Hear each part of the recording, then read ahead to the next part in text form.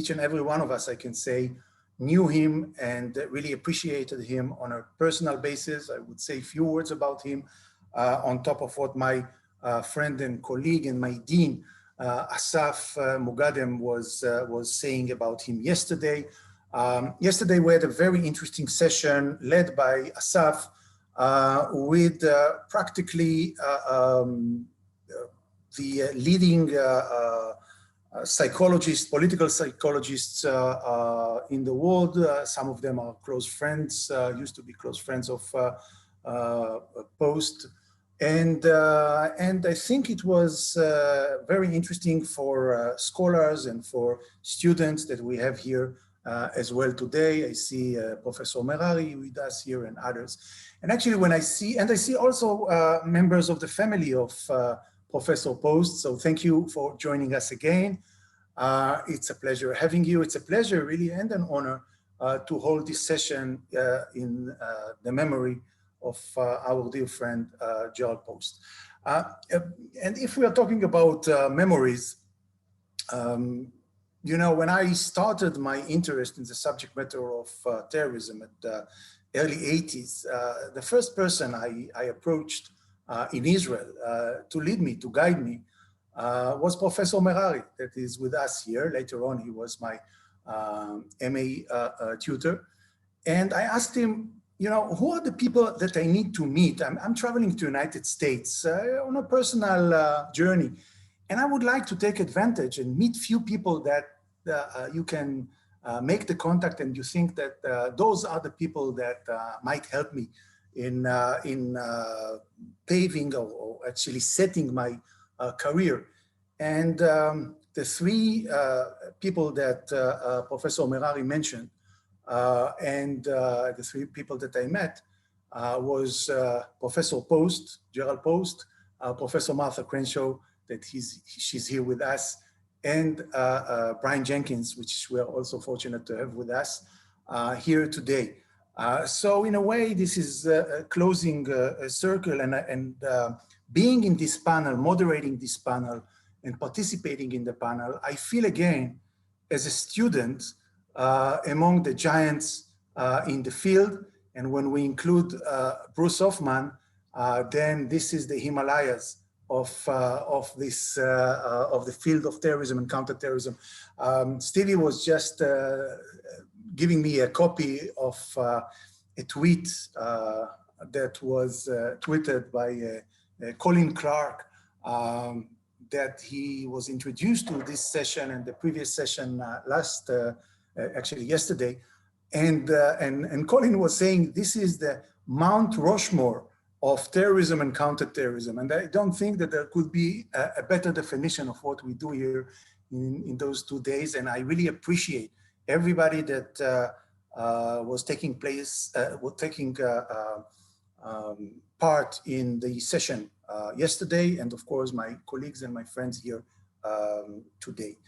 We would have a discussion this time focusing not on political psychology. We will talk about countering terrorism in the era of COVID-19. Mainly we would focus on the strategic aspects of this era. And this is why we are having those heavy guns, those cannons, if you wish, that know a lot about strategies, about terrorism, about counterterrorism. They would share their views about the most urgent and interesting point of view of the evolution of terrorism and the future, or the near future of terrorism. I would ask each one of the speakers today to spend 15 minutes approximately in his or her presentation. And I would actually share with you my thoughts as the last speaker. And after my lecture, we would open the rest of the time for Q&A. I have a lot of questions to my colleagues. Feel free to write on the chat questions if you have. I would ask Daphne and Stevie to monitor the chat, and I would approach them to present those questions if and when we would have them. So those are the administrative words I wanted to say, and then with your permission to those who came just now for Marsh and don't really know who was Professor Jerrold Post, let me repeat only few of his credentials that was presented actually yesterday with Asaf. Professor Post is practically a pioneer, or the pioneer, if you wish, of the field of political psychology and introducing the field of political psychology to the phenomenon of terrorism. Professor Post is, it's very difficult for me to speak in past terms, but was actually a person that we at ICT cherish very much because he combined all his life praxis with theory. He combined a lot of field experience, unparalleled level of field experience together with academic excellence and academic analysis. And this is, of course, in the field of profiling, in the field of psychology, in trying to understand and trying to analyze the motivation that lead to terrorism, the considerations, the combination between psychological urges or influences together with rational decisions, cost-benefit analysis, and others. Professor Post was working in the field at the CIA for 21 years, and he founded the the Center for the Analysis of Personality and Political Behavior. He wrote a lot about foreign leaders, about the enemies of the United States, and of course about terrorist leaders and others. Again, many things have been said yesterday about Professor Post. I'm sure that all my colleagues would share their personal experience with him. But I think that one common denominator that every person who knew Jerrold Post would tell you that this was a unique combination of professionalism and kindness, a unique combination of a person who was leading an academic field, but also was so kind to pay attention to every student, to every person that just starts his first steps in learning about terrorism and counterterrorism, and that makes him, on top of an expert, a unique human being altogether. So again, it's a privilege and an honor to hold this special session in his memory. With no further ado, I would actually would like to approach the first speaker in this evening, and this is Professor Bruce Hoffman. Bruce, I would start with the end note, and this is he's a good friend. He's a good friend. He's a person that is associated with us, with the ICT, probably from the day that we have been established 25 years ago, engaged in many activities of ICT and also teaching our students regularly, and some of the students are actually present here. And we are very fortunate, Bruce, to have you as a leading star for us, as a North Star, if you wish, for us to follow. And I really mean that. And you know that I mean that. It's not just because, first of all, I'm an Israeli, so it's not politically correctness. It's real words. I really believe in that. But more serious than my compliments is his credentials. And Professor Hoffman is a tenured professor at Georgetown University. I had the pleasure to spend a few months with him during my sabbatical last year in Georgetown. And he's at the Edmund Walsh School of Foreign Service. He is now the director of the Center for Jewish Civilization And as I know that he contributed a lot for the understanding of terrorism and counterterrorism, I'm sure that the Jewish people will benefit from the fact that he's directing the center of Jewish civilization. Professor Hoffman also serves as Shibli Column and Catherine Davis Senior Fellow for Counterterrorism and Homeland Security at the Council of Foreign Relations. And he previously held the position of the Director of RAND Corporation in the Washington, D.C. office. I think that the most distinguished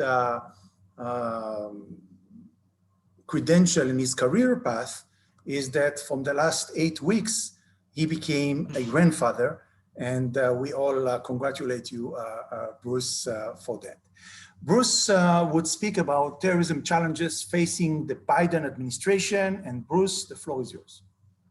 Thank you so much, Boaz, firstly for the honor and privilege of speaking at this testament to our good friend and leading scholar, Jerry Post. I knew Jerry for nearly 4 decades.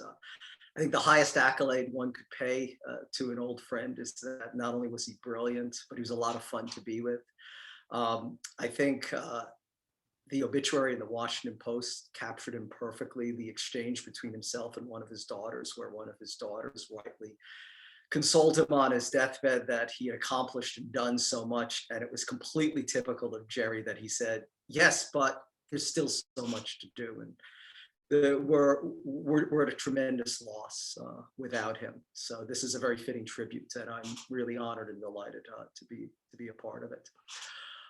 What I'll present is challenges, as Boaz said, in terrorism and counterterrorism to the Biden administration.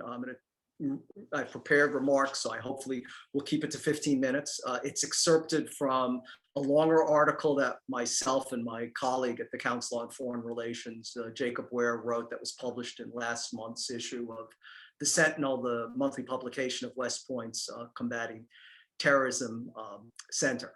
I will point out, especially to our Israeli audience, I do not cover Iran or the Iranian terror threat network. It's not to say that that's not important, that's not a huge challenge for the Biden administration, but it's something that I'm far less knowledgeable about, and also to pack it in something into 15 minutes is a bit of a challenge.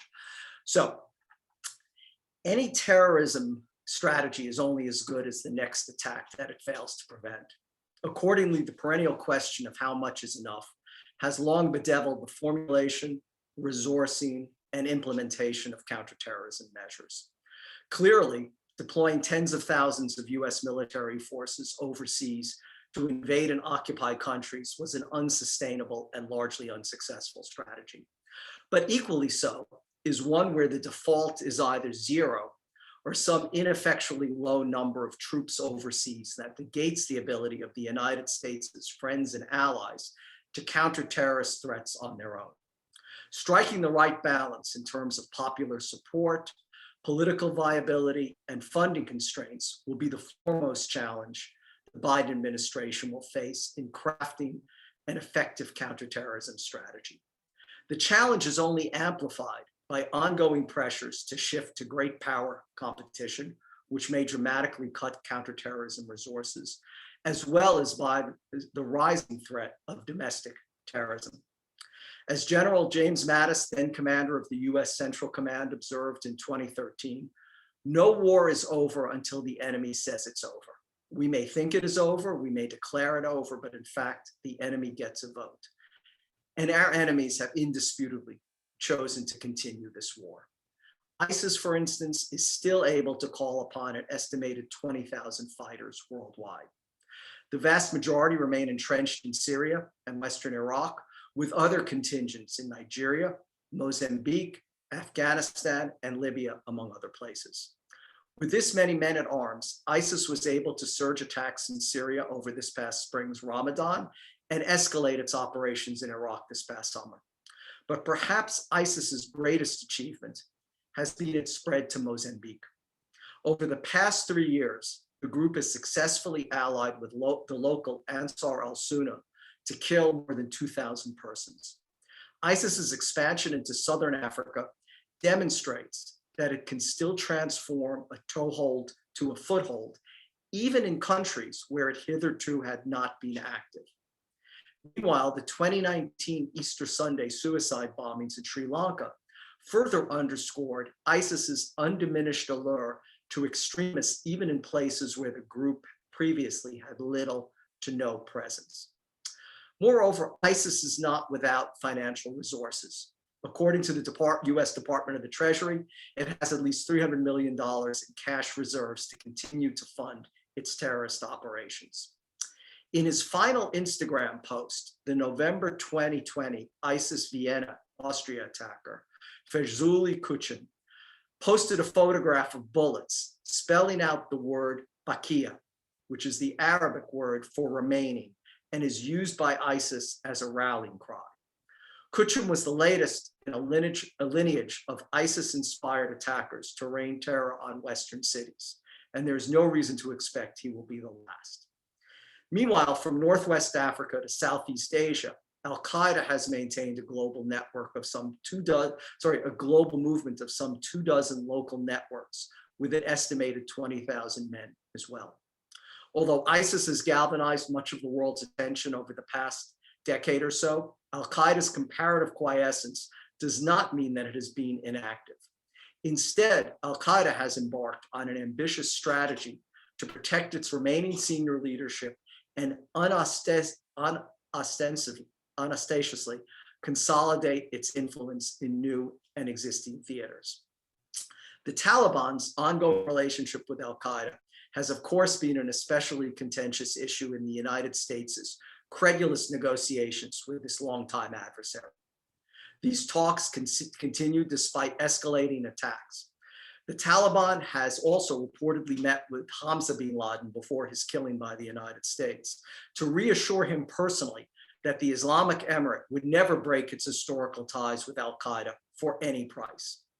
The durability of this relationship between the Taliban and Al-Qaeda has been repeatedly cited by successive United Nations assessments of these negotiations. In addition, evidence that Al-Qaeda and its franchises have not abandoned prospects of reinvigorating their campaign of international terrorism with some new dramatic and spectacular attack may be deduced from the reports that twice over the past 2 years, Al-Shabaab operatives have been arrested while taking flying lessons, one in 2019 in the Philippines and the other in early 2020 in an undisclosed African country. The former had researched skyscrapers in the United States and aviation security measures as well, in addition to taking flying lessons in a plot that is believed to have commenced as far back as 2016. There is also evidence of Al-Qaeda affiliates growing more creative in their efforts to strike the West. The December 2019 shooting at Naval Air Station Pensacola in Florida was not only the first deadly terrorist attack on US soil coordinated by a foreign terrorist organization since 9/11. It was perpetrated by an individual embedded within the Saudi Air Force with whom Al-Qaeda in the Arabian Peninsula had been in contact while he was on US territory, up to and including the night before the attack. Al-Qaeda and its affiliates have not laid down their arms, nor do they have any intent to spare the United States in their ongoing jihad. Accordingly, they likely see themselves poised to benefit from any diminishment or indeed the complete withdrawal of US military forces from Afghanistan, Africa, the Middle East, and elsewhere. Accordingly, it is difficult to see how the small number of US troops stationed in Africa, the majority of whom are out of harm's way in Djibouti, representing approximately 0.3% of Department of Defense personnel and expenditure, is an extravagance that the United States can no longer afford.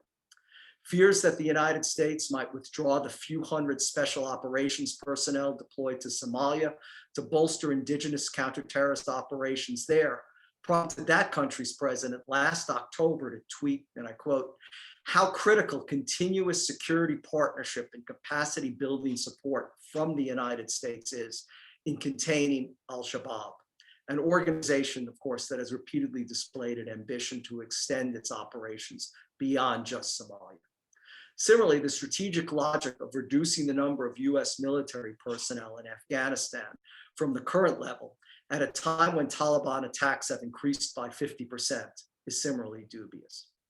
The most pressing question for the new administration will be whether our counterterrorism strategy is truly synchronized to the threats we face from a stubbornly resilient ISIS and an implacably determined al-Qaeda.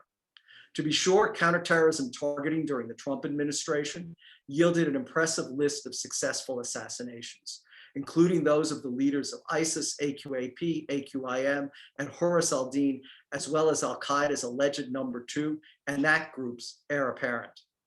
And yet, as General McKenzie presciently remarked in June 2020, the Commander-in-Chief of the United States Central Command, this threat is not going away.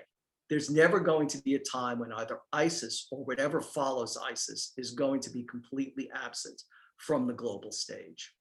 The same can be said of al-Qaeda, given that August 2020 marked its 32nd anniversary. A terrorist organization cannot last more than a year, let alone 32 times as long, without possessing a capacity for change and adaptation, adjusting to even the most consequential governmental countermeasures directed against it.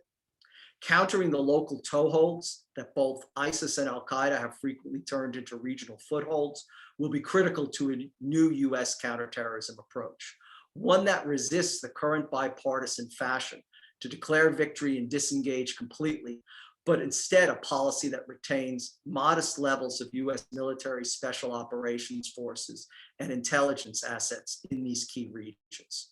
This should be bolstered by a long-term political strategy that seeks to undermine extremist ideology and the allure of extremist groups, both in new theaters and old, an effort that often has had plenty of rhetorical support, but has rarely been backed by sufficient finances and expertise. The United States is also challenged by domestic violence, emanating from both the extreme far right as well as the extreme far left. Each have issued repeated calls utilizing the internet and social media for violence. Thus, these calls for confrontation have not been confined to one or the other, but have been issued by both. However, given the disruption last October of an extreme right-wing militia domestic terror plot by over a dozen men to kidnap the Michigan governor, which included a backup plan to take over the Michigan Capitol building and broadcast the executions of public officials and burn down the Michigan State House, leaving no survivors, as well as recent reports that there are as many as 15,000 to 20,000 well-armed and often militarily trained members of some 300 different militia groups in the United States, some of which are militantly anti-government and espouse racist and seditious views.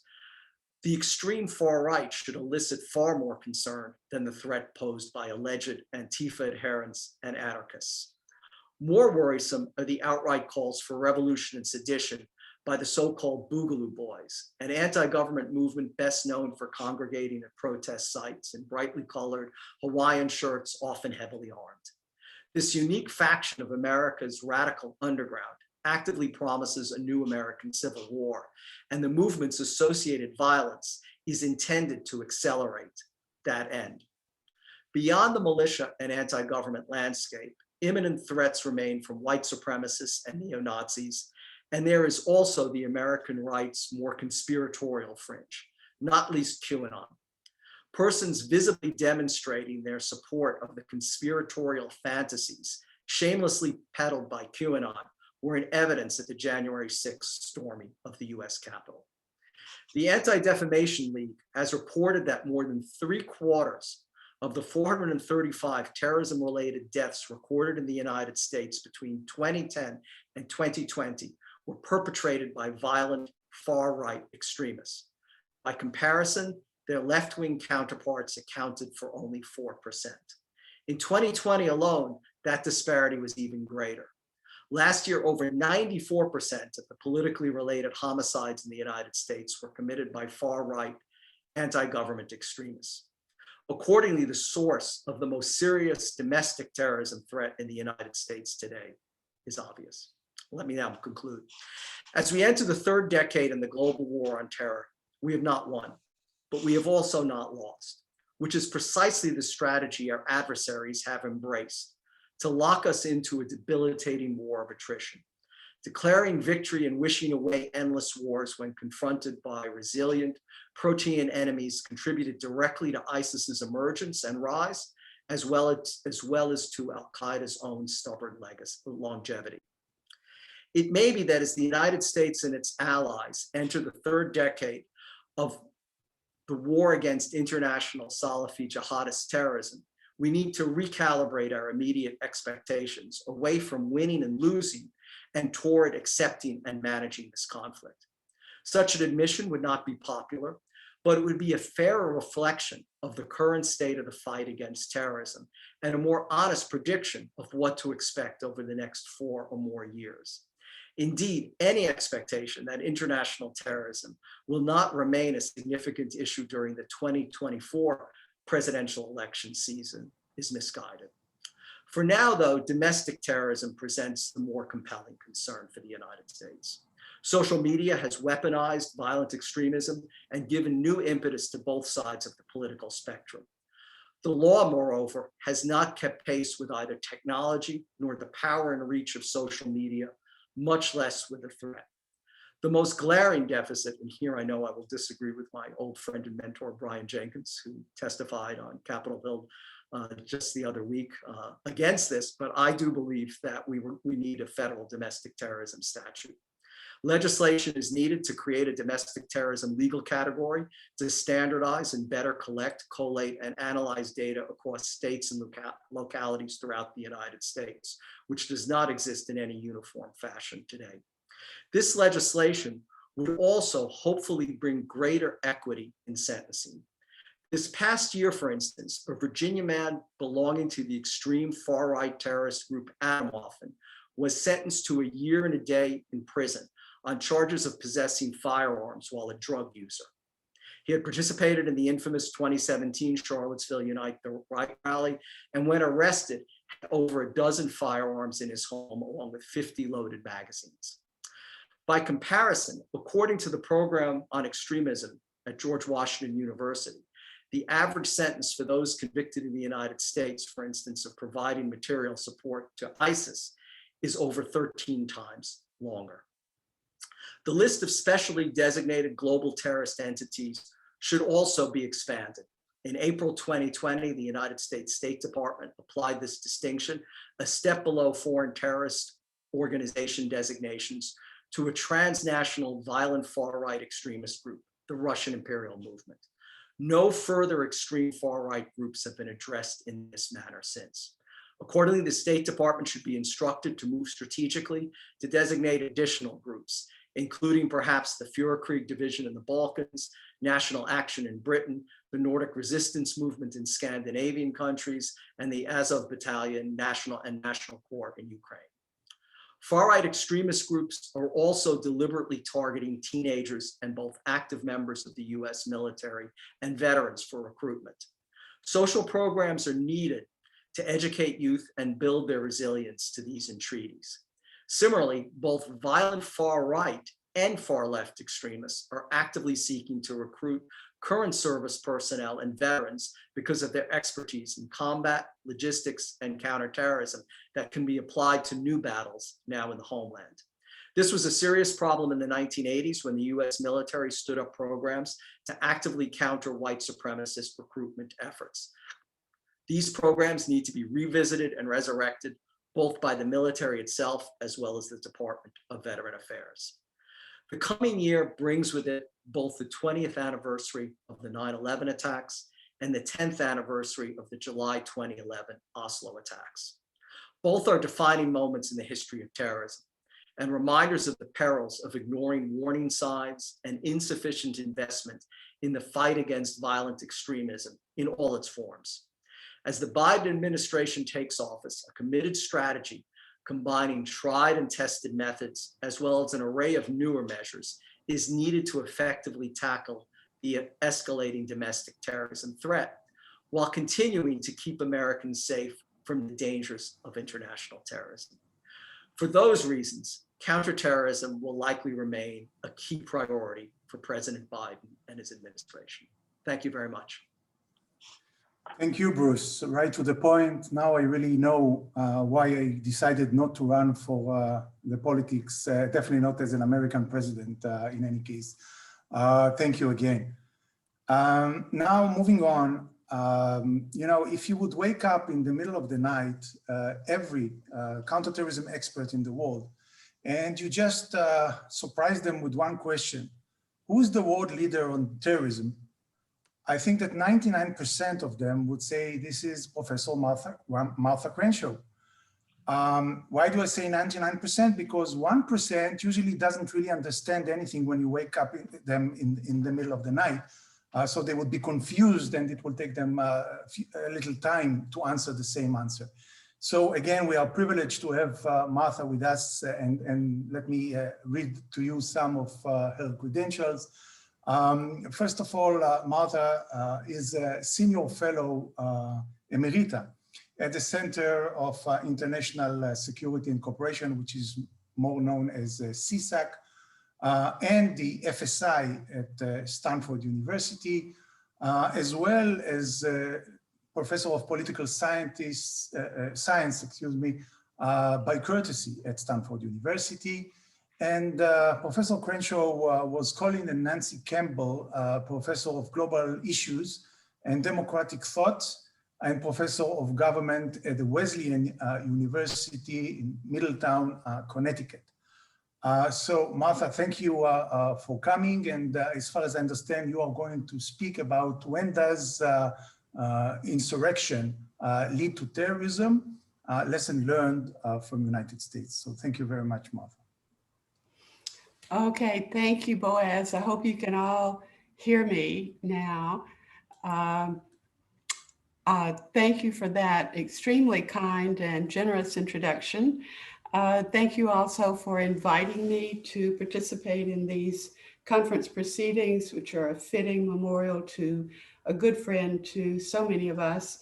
The discussion yesterday was extremely stimulating, and I hope to build on it some in my remarks today, which indeed will be based on an op-ed that I wrote for the New York Times a week or so ago about what now in terms of the future of the radical right in the United States.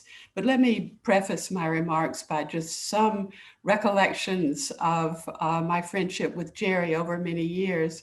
I can't remember when Jerry and I first met. It was so long ago, in all honesty, and we were together at so many workshops and conferences and seminars. We were often at ICT together. We were at ISPP meetings in Israel. I remember distinctly, along with Carolyn Post, having lunch with Ehud Sprinzak at his apartment on French Hill in Jerusalem. I'm sure you remember that, Carolyn, along with many, many other connections that we had. And one particular workshop stands out in my mind because it was in the early days of the development of this field.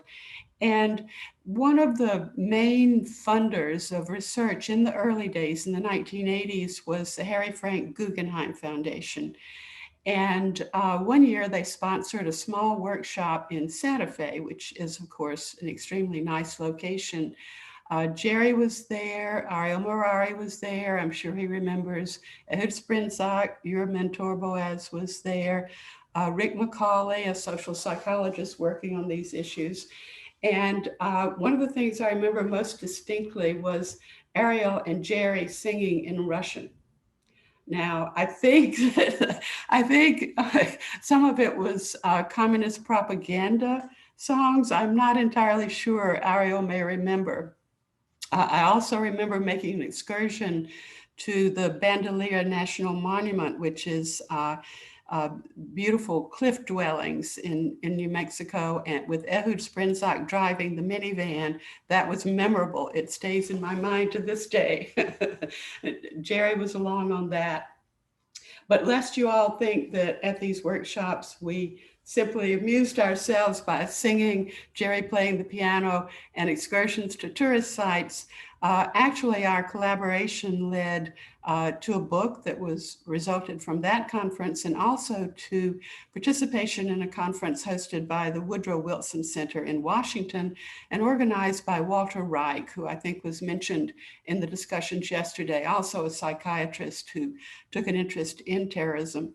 And the volume that resulted from that conference had chapters in it by Ariel, by Ehud Sprinzak, and by Jerry and myself. And Walter Reich had asked Jerry and me to represent the polar opposites of approaches to terrorism at that time, which was the early 1990s. Jerry was to represent an exclusively psychological approach. I was to represent an exclusively instrumental, logical, strategic approach. And this was commissioned in effect by the editor to take these positions, which we did with great enthusiasm, of course. But Jerry was always amused because for years thereafter, people assumed that we must argue every time we met, since we represented polar opposites of perspectives on terrorism, when actually both of us were more, I think, very much in the middle. Often what we wrote took perhaps a more strict approach for the purpose of making an argument, but in reality, we often agreed more than we disagreed. So, and what I want to say today, I want to try to integrate these two perspectives to a certain extent. And as you noted, Boaz, and as Bruce emphasized in his remarks, the threat of domestic far-right terrorism in the United States is essentially the compelling issue these days after the events of January the 6th in particular.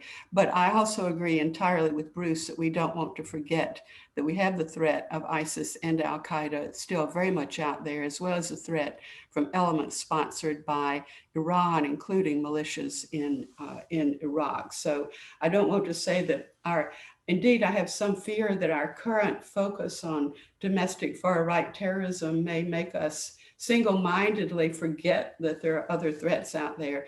This is entirely typical of most governments to be a sort of single track in their approaches. Multitasking is difficult, I think, for most governments. And I should also add that I have not typically worked on the far right. I'm sure you all know that, but a year or so ago, I became affiliated with a new consortium created by the Department of Homeland Security called INSIGHT, which in retrospect perhaps was not the best acronym for a research consortium. It's headquartered at the University of Nebraska at Omaha. And as part of my work for that consortium, I've turned my attention to far-right groups. So I have begun to educate myself better about this particular threat. So today, what I'll just mention is sort of three aspects of it. First, why and how would what has been sort of an effort at mass mobilization, collective violence, street fighting, basically sort of propagandistic violence, how might that transform itself into what we typically know as terrorism? We can argue about definitions. I think probably all of us are beyond that, but how might it happen that these groups would transform themselves into underground conspiracies capable of the kinds of campaigns of terrorism that we've seen in other theaters and other venues? And second, I want to talk about the implications of such a transformation. And then last, what can governments do about it? And I'll preview a conclusion here, which is that I have a grave fear that the US government is going to treat this as a totally new problem that no other government has ever faced, when we know that many democracies have faced a threat of internal terrorism. In Israel's case, Jewish terrorism, resulting in the assassination of Yitzhak Rabin.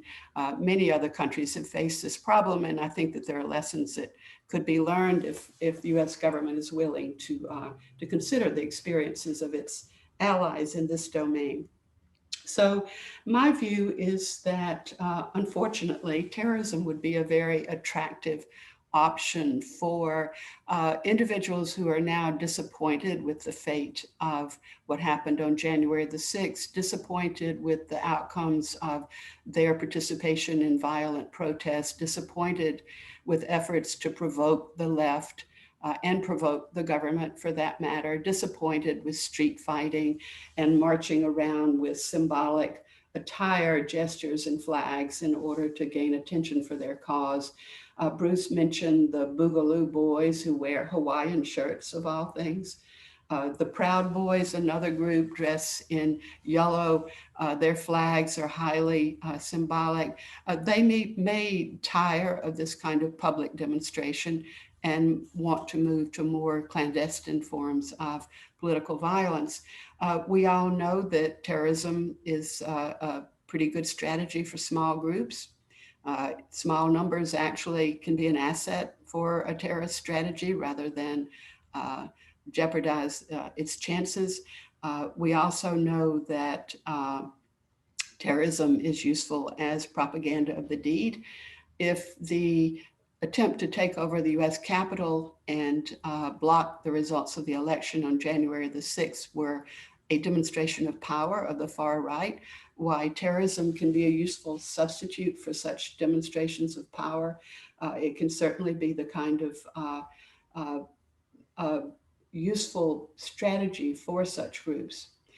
Turning then to the implications of such a transformation, here we move much more into the domain of psychology and social psychology. And we know that as these groups shrink in size, as they move underground, as they feel more and more threatened, as they devote themselves more and more to maintaining their own security, they become cohesive.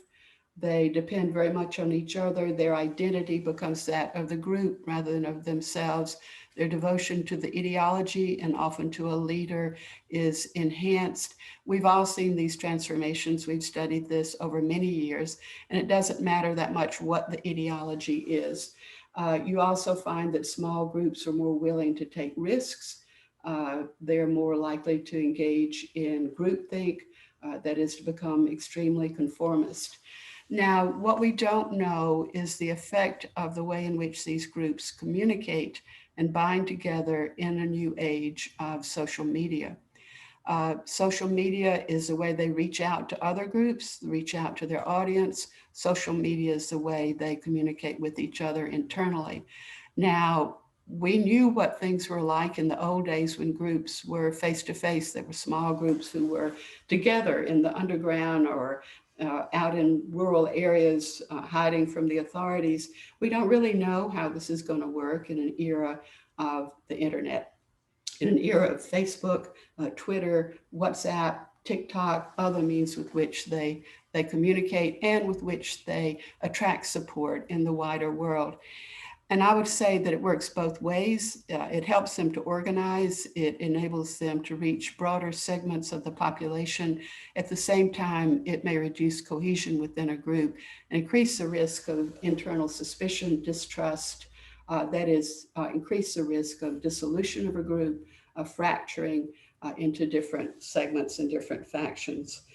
These people are likely to become more rigid and intolerant.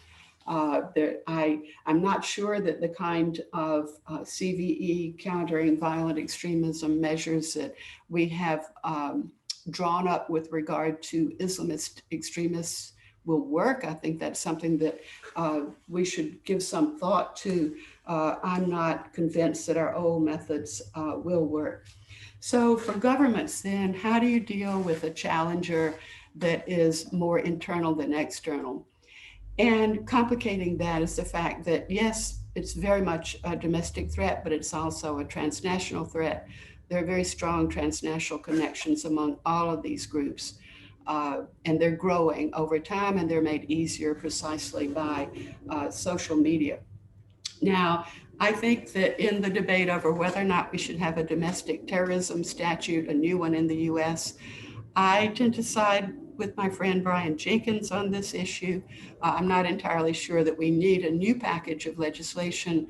I will say that should we move in that direction, I hope that the US government will consider very carefully the legislative packages that other countries have drawn up. There are lots of examples out there, and think very seriously before leaping into various sorts of revisions of the existing statutes that might cause more harm than good and have long-term consequences that are unforeseen at this point. I think one of the most difficult aspects here is precisely the social media aspect. Do you cut off the access of these groups to social media? Do you ban them from Facebook and Twitter?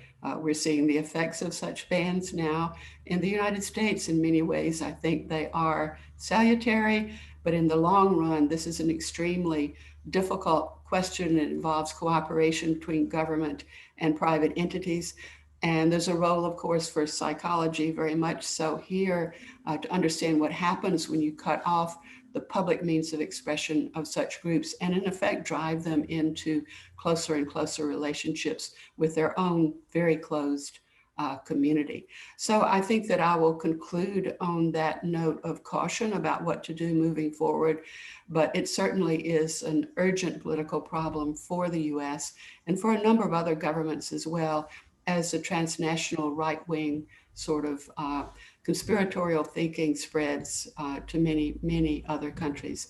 So again, thank you. I'm honored to be asked to participate in these events in memory of our very dear friend, Jerry Post. Thank you, Marta, for this brilliant presentation.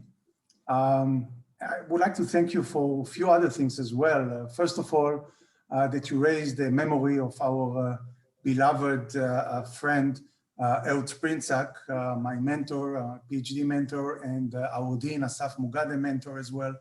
And I think it's very appropriate to mention him in this gathering as well. So thank you for that. I also want to thank you by saying that since we are long ago over the dispute on the definition of terrorism, as you know, when I'm there, you're not over the dispute of the definition of terrorism. And actually, you might be interested to learn that I'm now writing an article with my colleague, Gabi Weiman, that is also here, and other colleagues on the definition of far-right terrorism. So we do believe that this is still an important subject to discuss in reference to the differences between hate crime and domestic terrorism and so on and so forth. So with no further ado, I would like now to approach the third speaker today, and this is another very, very good friend of ours, Mr. Brian Jenkins. How can I define Brian? Well, I once defined Brian as the godfather of the field, in the good sense of the term, godfather of the field of terrorism and counterterrorism. I'm not sure he liked that, so I will abandon this definition, but I would say that he's a unique combination of an outstanding scholar, an officer, and a gentleman at the same time. Again, a person that has a lot of mileage in the practical field of counterterrorism and enormous mileage in writing on terrorism, analyzing, researching that phenomenon. Now, officially, Brian Jenkins is a senior advisor to the president of the RAND Corporation. He's an author of numerous books, reports, articles on terrorism-related topics. He formerly served as the chair of Political Science Department at RAND Corporation. And I'm very proud to say that for many, many years, he's a member of the ICT Professional Advisory Board. So thank you very much for joining us. Brian, the floor is yours.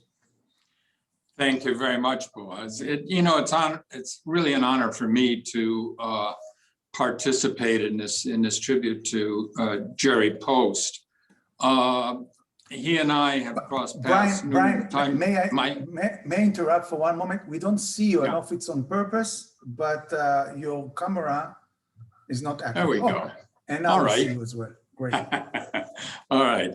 I'm normally accustomed to speaking from dark places, so at any rate, as I say, it is an honor for me to participate in this tribute to Jerry Post. He and I really go back to the 1970s. when he, among others, like my dear friend Ariel Morari, launched a quest to understand the conditions and circumstances that produce terrorists. Now, this is an ongoing quest, and I want to remind people in the audience about the most recent publication by you and Boaz and Ariel Morari on looking at one more dimension of the motivations and the psychological profiles of those who carry out these attacks. One of the, I suppose Jerry and I shared another view of the world, in that one of the problems you face when you've been working on a topic like this for close to half a century is that people say, well, you've been working on this for 50 years, how are you doing? And the answer to that, of course, that both Jerry had and I still have, is give me another 50 years and I'll have it all worked out. I was assiduously taking notes while listening to Bruce and Martha. I always take notes when I hear them speak and learn a great deal. I'm mindful as I was listening to Bruce go through the continuing threat posed by the global jihadist enterprise of the statement attributed to Lenin, although some believed it was made by Stalin's security chief, Beria. You may not be interested in war, but war is interested in you. So there is, I think, a notion that that by withdrawing US forces, we end these conflicts. And that is simply not true. These conflicts will continue regardless of our decision. With regard to Martha's remarks, I think it is likely that we will see at least some of these people who have been involved in mass movements in the United States, albeit now in smaller numbers, going underground and contemplating how they will continue the struggle. I think we're actually in that period right now. One of the things that events like the January 6th invasion of the US Capitol, I think allowed was a coalescence of these groups. The far right in America is really an amalgamation of many different beliefs, grievances. It's white supremacist, it's anti-Semitic, it's xenophobic, it is so many strands. But what we have seen in some of these recent actions is a coalescence of these into a more single-minded movement as they've been able to reach out to one another and make contacts. And as Martha, I think we're going to see how that plays out. Rather than replow the territory already covered by Bruce and Martha, however, let me go on and look at a different dimension, something that has been intriguing me lately. And the question I'll address today is that whether the COVID-19 pandemic will promote future social unrest, political violence, or even armed conflict. What we have learned from history is that pandemics have very long tails, and while when we think about pandemics, we think about the casualties caused by the diseases themselves. They also have tremendous effects, psychological, economic, social and political. And so what I've been trying to do is to look back through some of the historical epidemics and pandemics to see what were some of the recurring features of those events and how did they play out. And I think we can pick up some clues. Certain immediate effects seem to recur. And we've already seen some of these in the current pandemic. One is resistance, popular resistance to measures implemented to prevent the spread of the disease, anger at quarantines, restrictions on travel, shutdowns, social distancing, leading in many cases to civil disobedience and social unrest. We also see physical threats and violent attacks targeting health officials and political leaders. I mean, Biden's chief medical advisor, Dr. Anthony Fauci, now travels with bodyguards.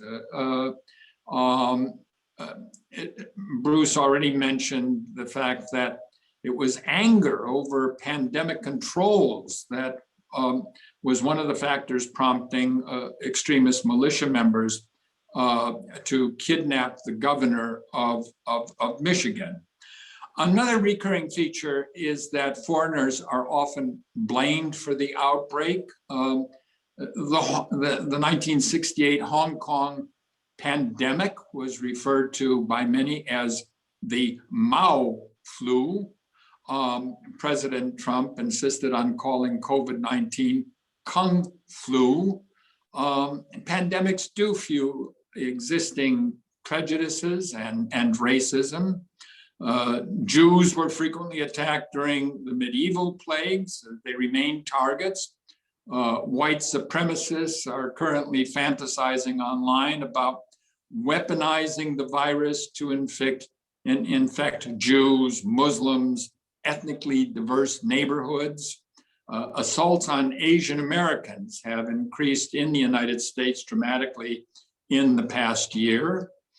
Another recurring feature is that perceived incompetence, corruption, or callousness can bring down governments. In ancient China, epidemics and other calamities were seen as evidence that the emperor had lost the mandate of heaven, the right to rule, and dynasties fell. The collapse of tourism caused by the AIDS pandemic devastated Haiti's economy in the 1980s and helped bring about the downfall of the dictator Jean-Claude Duvalier. I suspect that Donald Trump probably would have been reelected president were it not for the dire effects of the pandemic on the US economy and his administration's perceived mishandling of the outbreak. In the short run, clearly pandemics do crater economies. There are still 10 million fewer Americans employed today than before the outbreak. Pandemics also exacerbate existing economic and social inequalities. Again, we see this dramatically in the United States, where US equity markets are at an all-time high, while poverty has increased by 12% for white Americans and by 26% for Black and Hispanic Americans. Pandemics regularly lead to increases in violent crime. And again, we've seen that the murder rate in the United States in 2020 climbed by 30%, and in some cities by 50%. Pandemics also create new opportunities for organized crime. One of the biggest issues in the United States is employment insurance fraud. I don't mean on an individual basis. I mean by really organized efforts to carry out frauds. We see selling fake tests, black market vaccines, and counterfeit vaccination cards coming on the horizon as new areas for organized crime. And finally, at a psychological level, pandemics seem to encourage nihilism, reckless behavior, denial of danger as if nothing matters. What the political effects of that we're not entirely sure will be. The longer term consequences of pandemics are more insidious and harder to separate from other factors, and therefore our conclusions here are more tenuous. Clearly, democracy took a hit. According to the Economist magazine's intelligence unit, progress toward democracy declined in 2020, wiping out 15 years of gain. This is not simply because governments increased controls in response to the pandemic.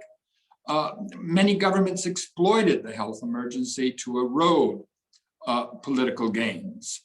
Whether this trend will reverse in a post-pandemic environment is one thing to watch for. The other thing that is clear is that democratic governments did not protect their citizens against the pandemic any better than did dictatorships.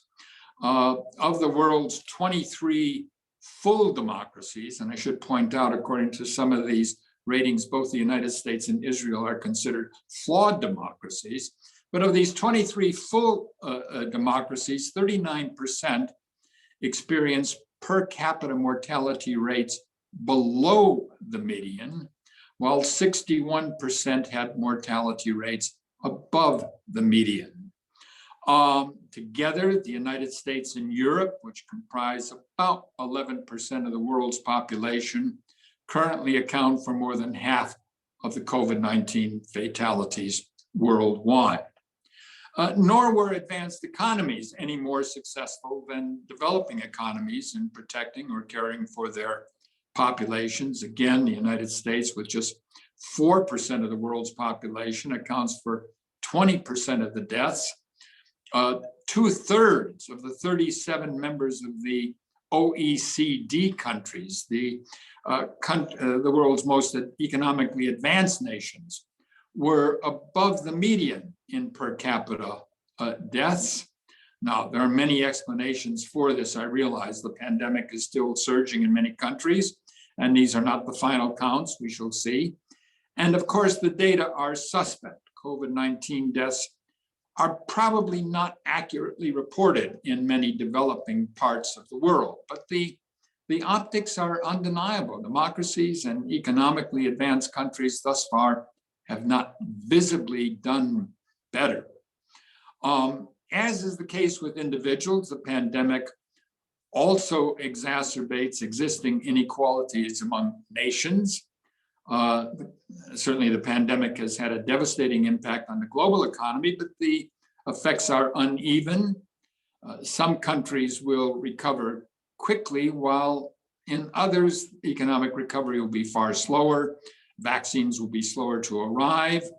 The recovery will be further impeded by the loss of foreign assistance and declines in foreign investment as donors and investors deal with their own recovery.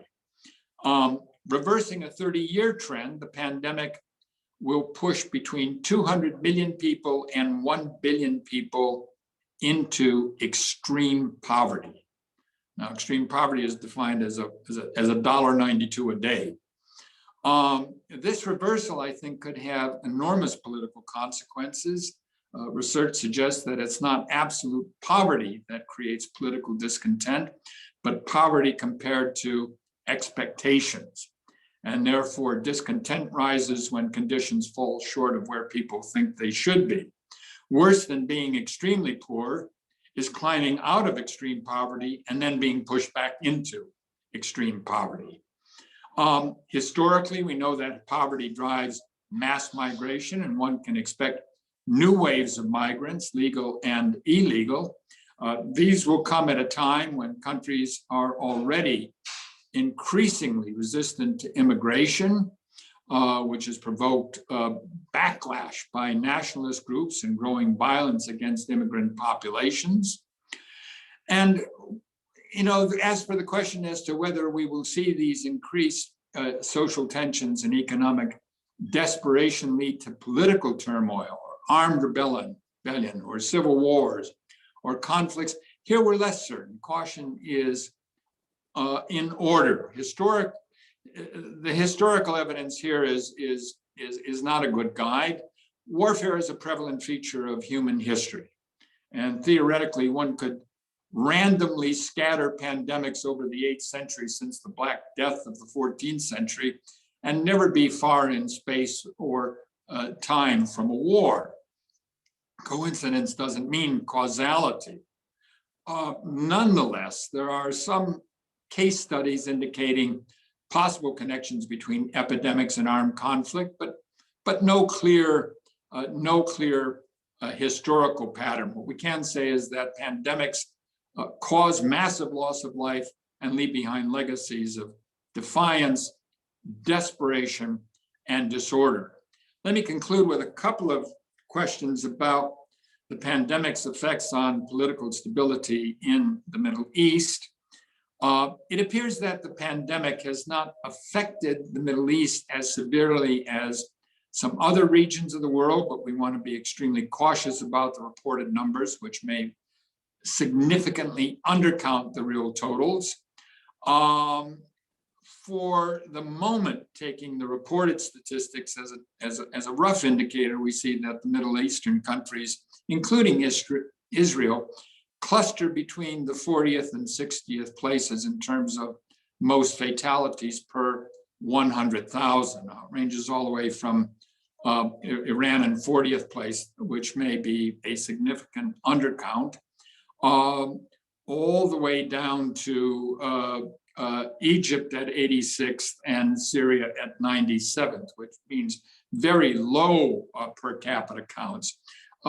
Israel comes in at 44th and Lebanon at 43rd.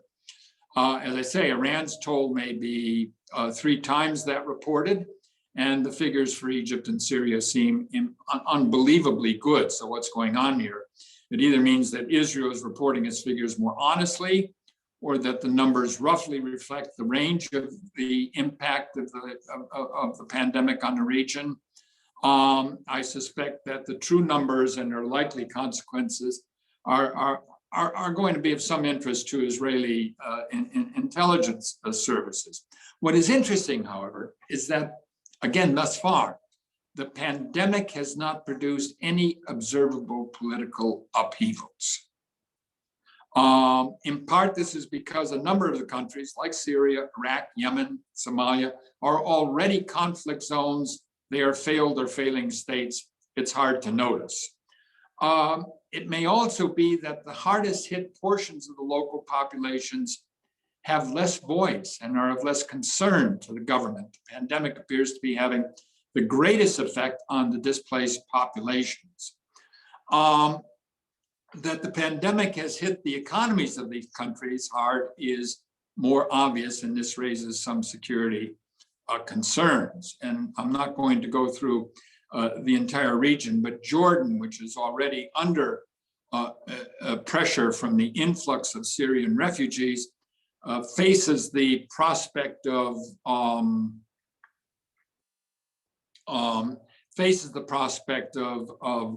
diminishing financial support from the richer Gulf nations that face their own problems. The same is true for Lebanon, which has had no functioning government for years, and for the first time recently defaulted on its international bonds. So despite the reported numbers, the composite picture of the region suggests economic disaster and increasing social tension. The question is, could we see explosions like a new Arab Spring? I think we have to say certainly it's fertile ground for extremist recruiting, brigandage, and organized crime, and that is going to be a source of future insecurity in the region. With that, let me conclude, and we can talk more about some of these issues later on. Thank you very much. Thank you very much, Brian.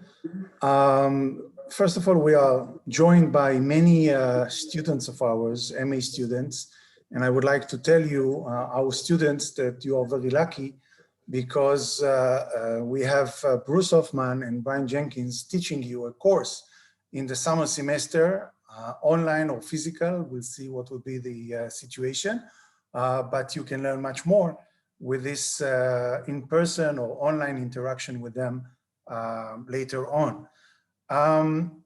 It was not intentional, but it seems to me that with the skeleton of the whole discussion today, we have some kind of a zooming out situation, starting with Bruce moving to Martha, Brian talking about the global impact of the pandemic, and that actually leads to my presentation.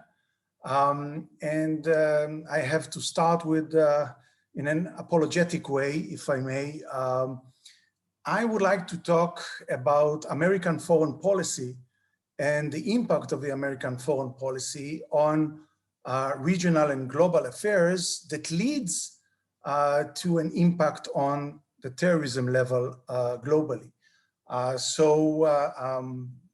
In a way, I would like to take advantage of what Martha was just mentioning, and this is the threat of state terrorism. And I, of course, refers to Iran.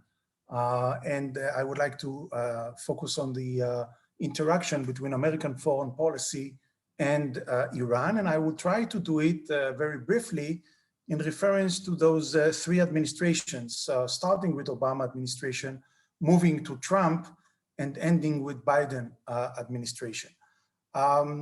So the apologetic approach is because probably I will be critical in reference to the three administrations, although we need to be very cautious with the current administration that we don't yet know exactly where it leads. So starting with President Obama, when President Obama was elected, I was very fortunate to spend my sabbatical year at Stanford. And this was very, very interesting times. You can imagine that most of my students and my colleagues there were supportive to Obama. And I presume you remember what was the first step that was conducted by Obama administration in foreign policy consideration of foreign policy affairs. And this was the Cairo speech. A few weeks after he was elected, he actually traveled to Cairo from all places. And he gave the Cairo speech that in a way was trying to send a message to the Muslim world. We are opening a new page or even a new notebook, if you wish, with the Muslim world. We don't see Islam as our enemy. We don't see Muslims as our enemies. Actually, later on, we also heard some of his staffers saying that we are not at war with jihad, we are not at war with terrorism, because terrorism is nothing but a tactic, as we know, and so on and so forth. You know, immediately after the Cairo speech, the San Francisco TV came to interview me at the campus of Stanford, and the first question they posed to me a few hours after the presentation of Obama in Cairo, the speech of Obama in Cairo, the first question they posed to me is, what is the reaction in Israel to the speech in Cairo? So I said, really, I don't know, because I'm now in San Francisco area, in the Bay Area. This is daytime here, it's nighttime in Israel. It was a few hours ago. I didn't speak to anybody in Israel, I don't know. But on the other hand, I'm an Israeli. Even if I don't know, I have something to say about it. So I think that in Israel, we have some kind of combination of opposite feelings, which is hope and concern.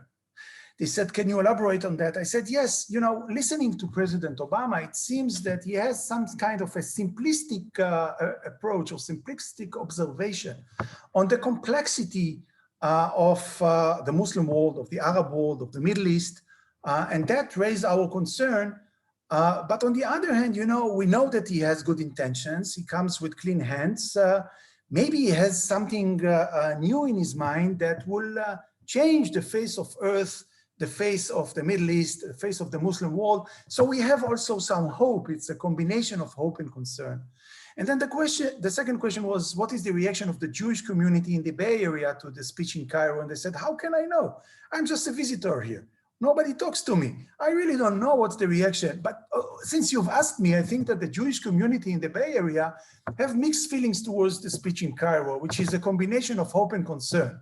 So they were totally confused, and they said, so what's the difference between the reaction of Israel and the reaction of the Jews in the Bay Area? I said, look, in Israel, we have a lot of concern and very little hope. In the Bay Area, there is a lot of hope and very little concern. So more seriously, I think that the message that was given by the Obama administration to the Muslim world gave birth, actually, no, it's too critical to say gave birth, actually gave backwind to the process that later was known as the Arab Spring. I think that Obama administration didn't create the Arab Spring. The Arab Spring is a genuine process within the Muslim world. It's an outcome of frustration and anger on the traditional regimes and real wish for reforms and so on and so forth. And this is why the approach of the American administration was giving backwind, sometimes on the account of big allies of United States, such as Mubarak, such as the person that was standing next to Obama in the Cairo speech, didn't know that he's signing his own political death by practically doing that. That led to what was known under the title of Arab Spring. In Israel, we refer to that as the Islamist winter. But at that time, it was very difficult to persuade our American friends that this might lead to a very negative outcome, which I believe it did in many ways. One of the products of the Arab Spring was the civil war in Syria. And the civil war in Syria gave birth, in a way, to ISIS that threatened the United States and the rest of the world altogether. And then Obama administration came to the understanding that this is a threat and actually declared a war. Here we go. A war, no less than that, on the summer of 2014 on ISIS. But this war had a small but. The but was, yes, but no boots on the ground. Well, you can presume that he didn't ask me or any colleague of mine, Israeli colleague of mine. We could have told him that there is no way to win a war against a hybrid terrorist organization, i.e. a terrorist organization that controls territory and population without boots on the ground. Actually, there is a way to do that, but then you are being called Russia, not United States, because then you can give clearance to your Air Force to have carpet bombing, regardless how many civilians you are killing, and then you might actually win this war. The vacuum that was created by United States, I would argue, in Syria, led to the victory of Russia and the axis of evil, i.e. Syria, Iran, Hezbollah, and Turkey. And those were, in my view at least, the one who won the war against ISIS, and with all due respect, not the Americans, although they sacrificed a lot during the years of fighting in Syria and in Iraq. So that was the policy of Obama administration in reference to the Iranian. The goal was to get or to conclude a deal, a nuclear deal with the Iranians. You know, it reminds me, I met, I won't mention the name, but one of the key negotiators of United States with the Iranians just before they signed the agreement. And after being briefed with few of my colleagues on the difficulties of the discussions in the closed doors with the Iranians, I was asked about my impression, and I said in a very typical Israeli rudeness, I said, read my lips. You are going to sign an agreement with the Iranians a year before signing the agreement. And they said, well, how come? How can you say such a thing? We are not convinced that we will sign the agreement. This is a very tough negotiation. And I said, you know, yes, of course, you know why? Because the Iranian really needs this agreement for their economy. That's why I'm so convinced that you would sign this agreement. But the Iranians are the toughest negotiator on earth. Just try to buy a carpet from them. And they would slam the door and they would run away from the discussion room. But at the end of the day, they will return. At the end of the day, they will sign this agreement with you. And that's actually what practically happened. If you ask my personal observation, it's not an Israeli observation. My personal observation that the deal was not a good deal, but it's better than the alternative. And I think that we saw the alternative under Trump. So let's move on and speak about Trump. I'm not sure anyone can actually explain the policy, the foreign policy of Trump, but I would try to take the challenge and do so. And I would suggest to have three measurements to measure or to explain Trump foreign policy. I would say that everything that happened in the international arena, in the international relations arena, Trump practically divided it into three types of groups. The first group falls under the slogan of America First. America First meaning a process that is happening here or there, or a challenge or a dilemma that has a direct impact on American security. It directly involved the United States. That falls under America First. The second group is America Great, or Great America, if you wish. Here, I would say those are processes in the international arena that United States has some interest. United States want to regain its hegemony, its glory, but United States is not ready to invest a lot in doing that. The third group, unfortunately, it's the biggest group, it's America doesn't give a damn. America doesn't give a damn, in my view, for everything that falls under value system, liberal democratic subject matters, that falls in this category. So if to mention few items, so Soleimani was falling under America First. It was a direct threat on United States, its activity. The bombing in Syria after the chemical attack by the Assad regime was falling under America Great. Yes, it's nice, good pictures, good videos, but it's not risking American interest and so on and so forth. All the rest, including the future of the Kurds, giving a green light to the Turks to build a security zone on the account of the Kurds, that falls under America doesn't give a damn. As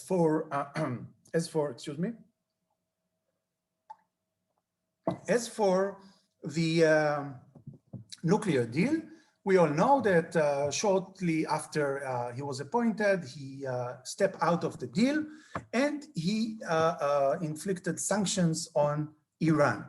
Now, the sanctions actually led to a positive outcome. The positive outcome was economical breakdown in Iran. But we should bear in mind that this was not the goal of the sanctions. The goal of the sanctions was one of the two. Either to bring Iran on its knees to ask for a new deal that will be a better nuclear deal altogether, or alternatively is to create an unrest in Iran that would lead to an uprising and a fall of the Ayatollah regime. None of these two outcomes came out of the sanctions. At the end of the term, I think that Trump was no less eager, maybe even more eager, to sign a new deal with Iran than the Iranians were, although I think they were very interested, as they are today in this regard. You know, I was visiting a colleague in Japan last year, and we talked about that, and we saw eye to eye the eagerness of both sides to come to a new deal. But then my Japanese colleague gave me a wonderful example. He said, yes, they are trying to reach the same goal, but they are using two different games in order to achieve this goal. The American administration is playing poker, and the Iranians are playing chess. And I think this is a remarkable observation of the differences between the two approaches of Iran and Trump administration at that particular period of time. Practically, Trump, using big words, some would say hot air, was not ready to put the money where his mouth is, i.e. when he was challenged by Iran, and he was immediately challenged by Iran by using terrorist activity in Hormuz Straits, by attacking the maritime transportation in Hormuz Straits, by using the Houthis in order to attack Saudi Arabia, attacking the Aramco facilities, by shooting down the American UAV. What was the outcome of that? Nothing, zero whatsoever. And the Iranians understood the message. They can still tease the region, tease United States, nothing would come out of it. You would say, wait a minute, what about Soleimani? I said, Soleimani is an exception. Soleimani was a risk to American interest. From my point of view, Soleimani came too late and too little at the end of his term altogether. And the outcome was an ongoing disappointment of the American allies in the Middle East. And I'm not talking about Israel, I'm talking about the Gulf countries. I'm talking about Saudi Arabia, starting with Obama and moving on to Trump, the same kind of disappointment. And you know what? I do believe that the main benefactor was Israel, because if we are looking at the Abraham Accords and the peace agreements with those countries, this is an immediate outcome of the disappointment that those countries has from their previous ally, which is United States. Moving on to Biden. Well, it's a big question. I won't even dare to analyze it, but I would say that I see some negative signs already. And the negative signs are the following, and it goes back to the Middle East altogether. I tend to believe that as we speak right now, there is under the radar discussions between American representatives and Iranian representatives talking about the possibility of coming back to the deal. At least publicly, what we know is that the Iranians said, we are ready to go back to the negotiation table, but first you should lift the sanctions because they were illegal. Biden is showing a muscle and he's saying, no, I'm not going to lift anything. First, we have the discussion. If we'll have a deal, I would lift the sanctions. That sounds reasonable for me. But when you analyze what Biden has done in the very little short time since he was appointed, those can be only translated into direct messages to the Iranians. I'm ready for huge concessions. I'm talking about the Houthis. I'm talking about the decision to take the Houthis out of the terrorist organization list, not even trying to hide the fact that nothing has changed in their policy, nothing has changed in their modus operandi. They are still deliberately attacking civilians in Yemen, in Saudi Arabia, in other places altogether, but now it suits the American interests to lift it. Well, the camouflage is that we are doing that because of humanitarian concern. Nonsense. The reason is sending a message to the Iranians, we have a different policy towards you, we have a different policy to Saudi Arabia, and that's the second negative message, saying we are not going to support Saudi Arabia in their involvement in the war in Yemen altogether. In my view, those are very dangerous signs that needed to be taken under consideration. Biden on that regard needs to remember, and don't get me wrong, I'm for an agreement. I think there is no other way but signing a new agreement. The question is, what would be the nature of the new agreement? Would it be better? Would it include the obligation of the Iranians not to support terrorist organization, not to conduct subversive activity in the Middle East, and so on and so forth? The only way to achieve that is by showing the Iranians that we mean business. And we have a gun on the negotiation table as well. I will explain how in a few minutes in finalizing my speech. But one recommendation I can give to the Biden administration is bear in mind that you are dealing now in a Persian bazaar. And in a Persian bazaar, when you show interest, huge interest in the commodity that you want to buy, the price goes up. And right now, it's almost clear that Biden administration is really interested in this commodity, in this New Deal, and it's need to be much more balanced. So what should be done, and I would conclude with that. Many in Israel believes that the only option or the preferred option is military solution. Somebody needs to attack Iranian nuclear facilities. Well, I beg to differ. I beg to differ not today, I beg to differ with this approach more than 10 years ago. In 2010, I was invited from all places to the White House to have a talk with a very distinguished American decision maker. To reveal a secret, it was not the president, but somebody that was quite close to him. And he was surprising me with a question. And the question was, would the yellow light be enough for Israel to make a decision to attack Iran? So my answer to him was, well, I do not represent Israel. Who am I? I'm a private citizen, hardly a scholar. Why are you asking me? He said, no, I'm interested in your views. I know that you don't represent the Israeli government. So I said, if you ask me, even a green light should not be enough for Israel to make such a decision. He said, really? United States is giving a green light to Israel to attack Iran, and you are saying that Israel should refrain from doing that? And I said, of course, because of three reasons. First of all, we know how many facilities the Iranians have. We know where they are, scattered all over Iran. We know that they are dug underground. We know that you need a very specific capabilities to destroy them. I don't know about the Israeli capabilities, but I tend to believe that Israel is incapable of destroying all of these facilities at once, in one strike. This is beyond the capabilities of Israel. Israel can harm them. Israel can destroy some of them. Israel can draw the wheel back a few years, but that's it. It would not actually end the Iranian capabilities. And I know, and that's the second reason, I know what exactly will happen the day after. The day after, they would run for the bomb. With the argumentation that we have been attacked, we need a nuclear bomb to defend ourselves from the Israelis.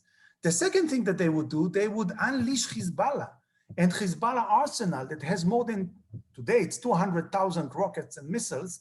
Back then it was about 100,000 rockets and missiles, but the impact is almost the same. Huge devastation in the home front of Israel altogether. And I said, I don't think that Israel should bury this outcome. And the third reason I said, if Iran would have the nuclear capability, this is an existential threat to Israel. I'm not underestimating that. But it's an existential threat to so many other countries surrounding Iran, the Gulf countries, Saudi Arabia, some other Sunni countries, and also the whole region and the whole world. And I don't really understand why Israel should take those hot potatoes from the fire for the whole world. With all due respect, if you, the Americans, would decide that there is a need to attack Iran, then you should plan a military strike. You should create a coalition. You should invite Israel to be big part of this coalition. But this is not the assignment of Israel, definitely not Israel alone. So to conclude, what's needed to be done, in my view, is go back to the negotiation table and try to have an improved deal with the Iranians, but at the same time to build what I call the second NATO, a second military alliance that this time would be based not just on European countries in the United States and Canada, it would be based on those countries plus Israel, plus the Sunni Arab countries, plus other countries such as Australia and so on and so forth. And the declared enemy of the second NATO would be Iran.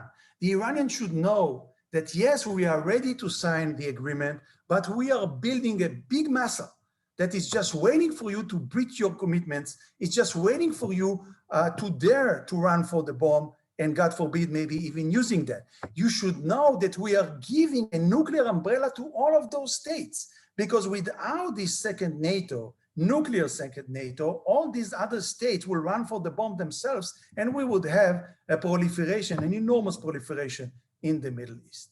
So I would conclude by saying, so what is the impact of all of that on terrorism?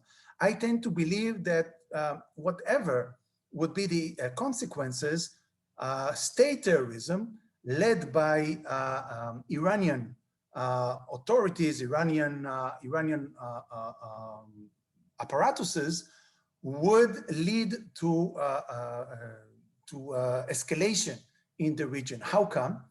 If the agreement will not be signed, I think that the Iranians would use their capabilities, and I'm talking about this unique combination of the franchise, the proxies of Iran, Hezbollah, Shiite militias in Iraq and in Syria, the Houthis in Yemen, and also Al-Qaeda elements that are taking shelter in Iran. They might use them in order to pressure as a leverage on United States and the Western countries that they would make more concessions and cut the deal with them. If the agreement will be signed, and it would not be a good agreement, the money that they will gain by lifting the sanctions will be funneled to furthermore, much more terrorist activity and subversive activity in the Middle East and in all the world altogether. So with this happy note, let me conclude my presentation. And I'm changing my hat from a lecturer, if you wish, or a presenter into a moderator. And I would like to remind our audience that you have the ability to ask questions, any one of us, all of us, by using the chat. And Daphne and Stevie would monitor that and ask the questions. But I have an opening question actually to each one of the presenters today, of my colleagues today. I would pose all those questions one after the other. So feel free, if you want to answer a question that was posed to somebody else, answer that as well. Don't shy out. For Bruce, I would like to ask you, how do you see the difference, if at all, between Biden policy, counterterrorism policy, versus Obama policy? Practically, let me reframe my question. How would you recommend the Biden administration to be different, if at all, from Obama administration counterterrorism policy? I think that the Obama policy, in a way, was shifting the efforts from CT to CVE. Do you think that's what's needed to be done again or not? Or do you have another observation on that regard? So this is the question I have to you. I'll move on and ask Martha. You mentioned the insurrection that leads to terrorism, and you referred to the far-right terrorism in the United States. Now, as far as I understand, the far-right terrorism in the United States, like in any other place, is different in at least one essence from other types of terrorism, because they claim to represent the majority, or they claim to represent the goals, the values of the majority. And that actually leads to a different type of challenge for governments, especially liberal democratic governments that actually support free speech, the freedom of assembly, and other freedoms altogether. So how should the liberal democratic state deal with this challenge? And does the majority community has a role in trying to prevent those bad seeds from its own community? And as for Brian, well, you were talking about the disobedience, which is an outcome of the COVID-19 situation, leads to resistance and so on and so forth. I would like to ask you, what are the implications that you predict would be as an outcome of this disobedience? How would terrorist organization might use, if at all, this kind of disobedience for their incitement, for recruitment, for conducting those terrorist activities? And also, do you think that there is now a higher risk of biological terrorism as an outcome of that, of the crisis of COVID-19 crisis, or maybe a bigger threat to the possibility of attacking vaccine efforts in different countries altogether, or even intentional infection by terrorists? So I give you enough time to speak until the end of our seminar today, of our session today, but probably would have other questions later on. So let's start with Bruce. Bruce. Okay, thanks for the excellent question, Boaz. There's a short answer, but I will give you a fuller long answer. The short answer is we don't really know, because a lot of the key positions have not been filled in the Biden administration at the State Department. We don't know yet who the key counterterrorism special assistant to the president will be. We know Elizabeth Sherwood, of course, Sherwood Randall, of course, is the Homeland Security coordinator. You know, the surprising thing, even with the Trump administration, is that there was remarkable continuity amongst the three presidents that were responsible for waging the war on terrorism. They didn't differ all that much. In fact, President Bush started the process, as I described earlier, of invading and occupying countries. That didn't work, but by the second administration, he chose a very different route. And of course, high-value targeting became very important. That was continued. In fact, it was amped up by the Obama administration in terms of the targeted assassinations of terrorist leaders. And as I said in my presentation, that's something that also the Trump administration continued. I would say, though, that there have been 4 iterations of the United States strategy for counterterrorism since the war on terrorism began. The first 3, which were in the Bush administration and then the Obama administration, remarkably consistent, significantly only cited one enemy, that was Al-Qaeda. The Trump version, which was released in either September 30th or October 1st, 2018, was very much a continuation of the past, except for one aspect. It was not only Al-Qaeda, it was also ISIS. It also included the Iranian threat network. It also cited domestic terrorism, both from far right, far left extremists. In fact, some of those groups that I named that the State Department should consider foreign terrorist organizations were actually cited in the 2018 strategy. I mean, that tells you something, that the terrorism problem was becoming worse, not better. And of course, we have to remember there was, I think, the fatally flawed underestimation of ISIS and this belief that we could declare victory, pull up stakes, we killed bin Laden, you know, and war on terror is over. So I hope that the current administration won't make that same error. As vice president, now President Biden had advocated for a CT light strategy, overseas bases that you didn't need a presence, for instance, in Afghanistan, that you could manage the problem from overseas using high technology. Boaz, you were very compelling in your argument about the need for boots on the ground. At the end of the day, it has to be someone's boots. It doesn't have to be hundreds of thousands of troops, but I think actually the Biden administration has slowed down what I think was the meretricious and rather hastened or hasty negotiations with the Taliban, where we gave them everything and got nothing back, and we see what's happening. Again, we don't need 150,000 troops in Afghanistan, but the answer isn't zero either. And as everyone on this call will know from studying terrorism, it's always a matter of balancing the threat with the resources and always how we prioritize.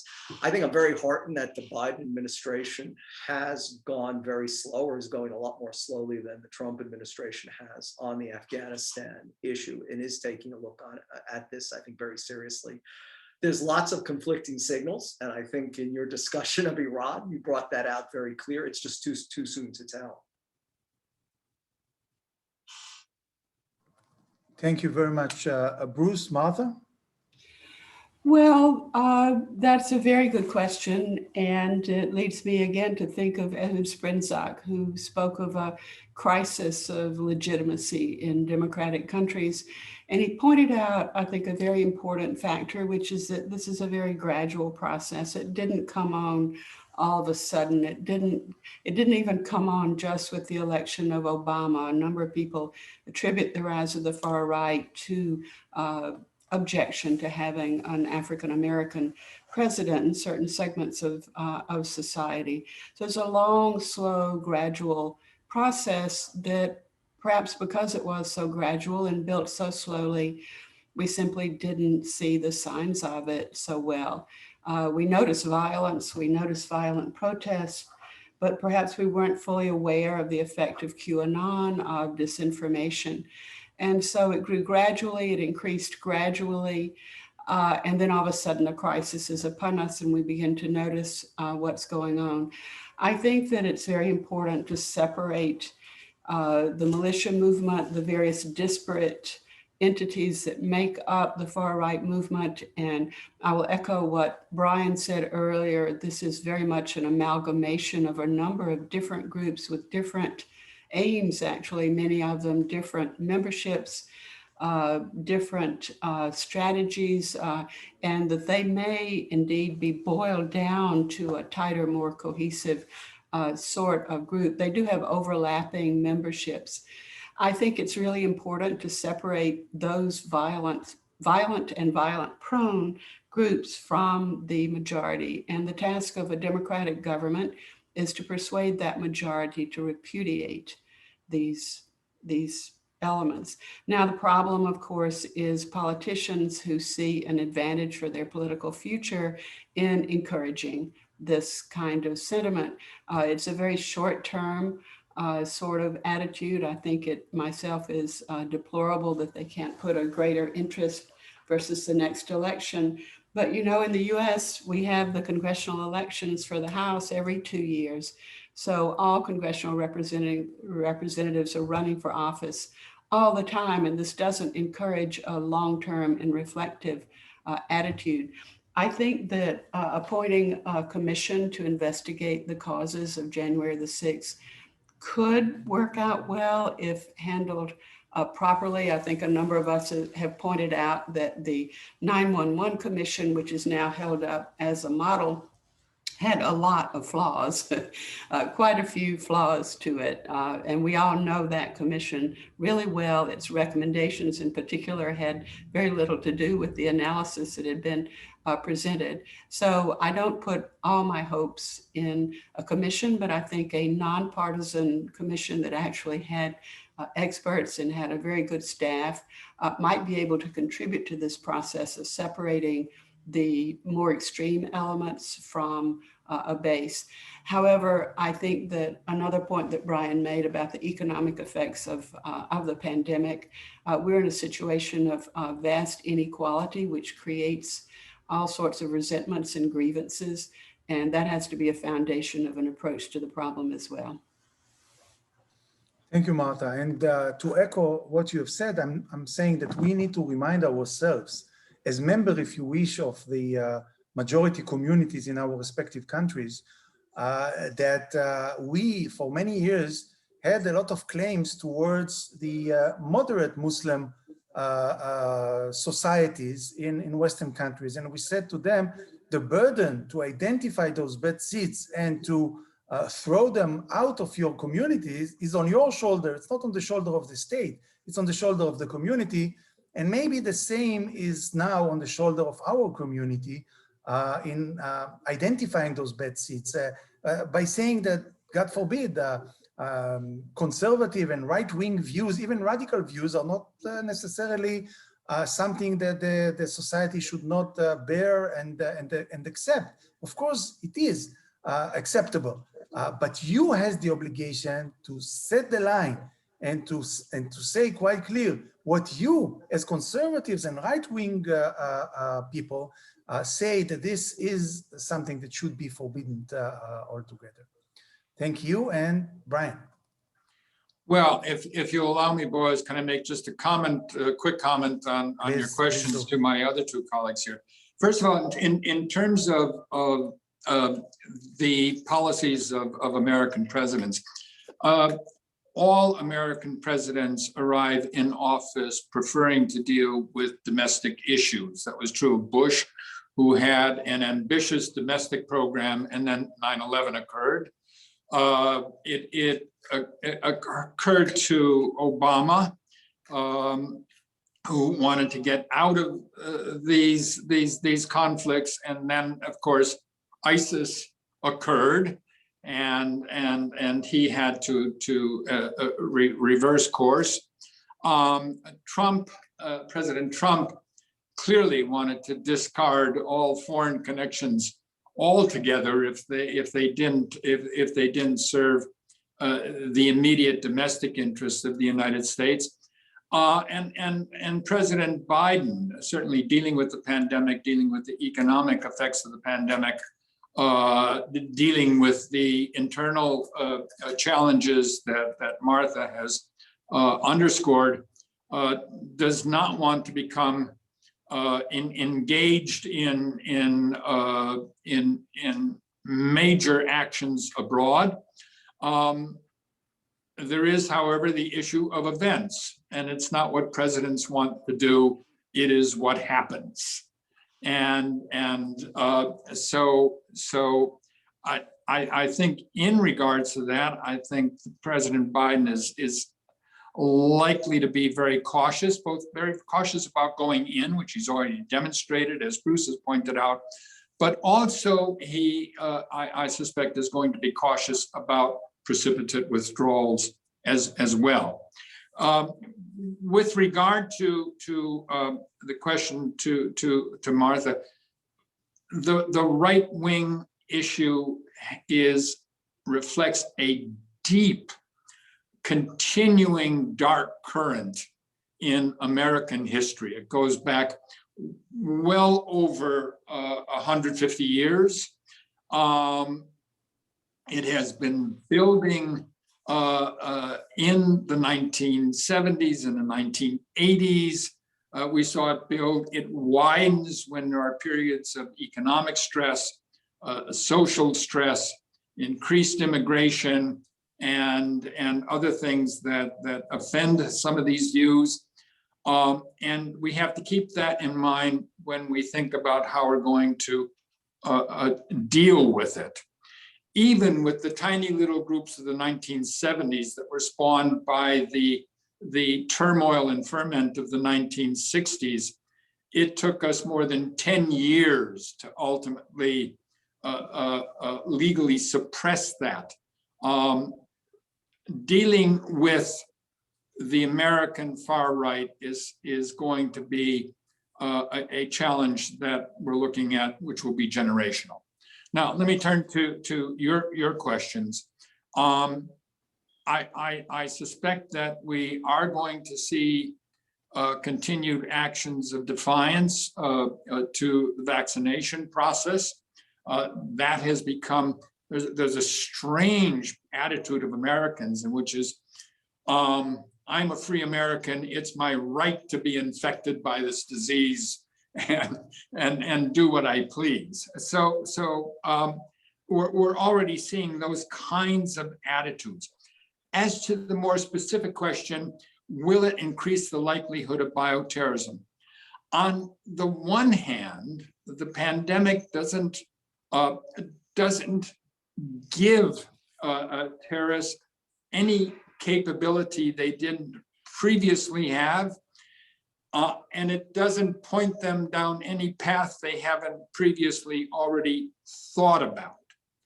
What it does do is it gets a lot of people thinking about how they might weaponize pathogens and apply them.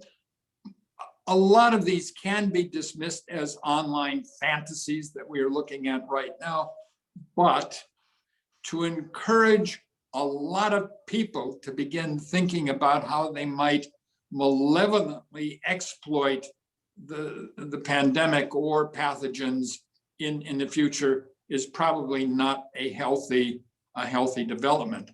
The other side of that is that because of the pandemic, we are now so sensitized to these threats that even a modest scale event may have disproportionate psychological consequences.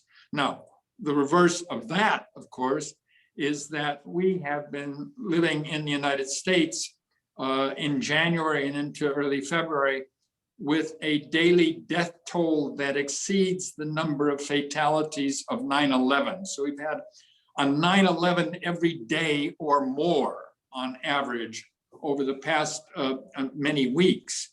And the real question is, does that inure people in the future to the comparatively modest amount of violence that terrorists are capable of doing?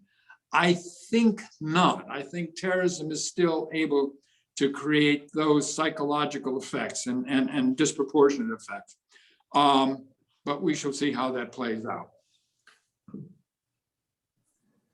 Thank you, Brian. Actually, we have 4 questions, but with the permission of the people that asked the question, I would ask you to send them by email, either to the people that you want to ask the question or to ICT, we will send it to them. I'm saying that because I promised to some of the lecturers that we would conclude at 2 hours sharp the whole session. So if I need to summarize the 2 days, we are all dealing with a fascinating subject matter, evolving subject matter, I refer to terrorism, interdisciplinary subject matter, and to take the words of Brian, a subject matter that probably will be in the needs of the interest of the international community and humanity for generations. So for you, our students who decided to learn that and to start your first steps in walking in the path of the career of counterterrorism expertise, you are probably not going to be unemployed in the coming years because this is going to be engaging, unfortunately, all of us. So I would like to thank personally, wholehearted, the 3 speakers today, Bruce Hoffman, Martha Crenshaw, Brian Jenkins. I would like to thank Daphne and Stevie for organizing this evening. I would like to thank all the ICT staff, and of course to thank you all for joining us today and yesterday, and of course Asaf Mugadem, our dean. Thank you for holding this together with us, and I hope to see you in the near future with a COVID-less world altogether. So thank you and have a great rest of the day.